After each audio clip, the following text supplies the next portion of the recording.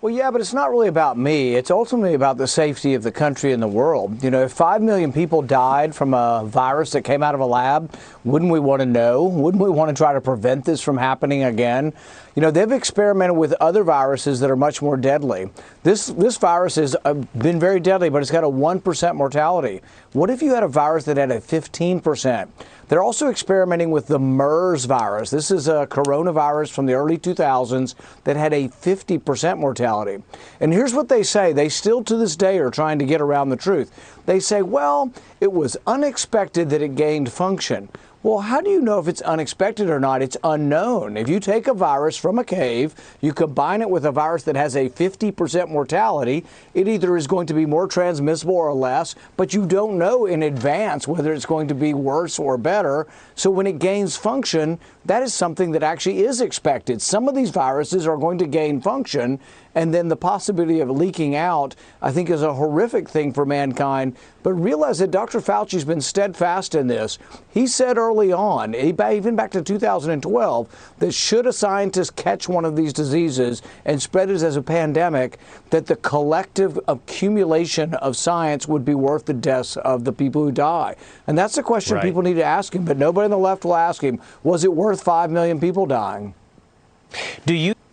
It's not only me. Many scientists are coming forward who are experts in this area saying, yes, they've been funding gain of function. He's been parsing words. He's been sort of kind of going around the subject, and he never fully explains why it's not gain of function.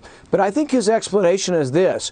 Oh, it was inadvertent. We didn't know they were going to gain function.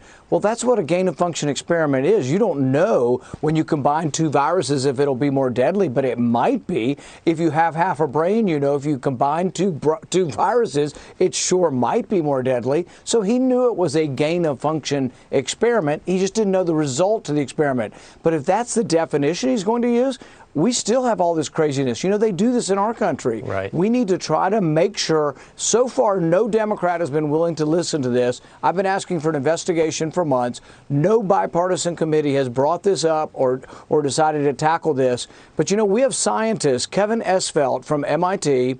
He's one of the great technological discoverers of CRISPR and gene technology for disease.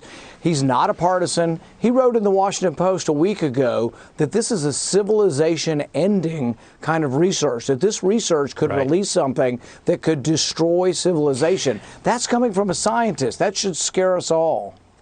Well, we've referred him already to the Department of Justice, but this is a very partisan Department of Justice. That's really, they have a big problem, you've heard, of domestic terrorism with moms at the school board meetings. So I think they're going to be spending time going after moms and parents complaining about what they're teaching at school. But I don't know if they have time to go after Dr. Fauci for lying. And no, he should be. He should be held accountable, because what we have developed is a system of health care in our country where doctors are afraid to speak out because they'll cut off their research funding, where doctors who have talked about innovative treatment to try to help people survive COVID are being lectured and told, we'll take your license.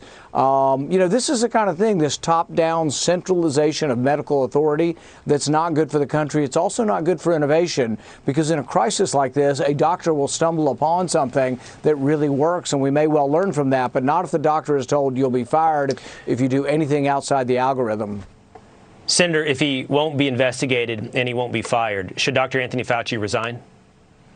Without question. And the biggest lack is for lack of judgment. He continues to think that we should fund research in China. As we speak, EcoHealth is still getting money for research in Wuhan. There's a project from 2020 to 2025 that, to my knowledge, Anthony Fauci is still in favor of funding. He says that's where the bat viruses are. We got to go there, without any kind of understanding or comprehension that perhaps the Chinese Communist military or government isn't the same as dealing with the democratic government elsewhere in the world. He hasn't really realized that that might be a problem, and they actually might have, not just unintentional problems, but actually might have intended or intend to create things that would be very damaging to the world.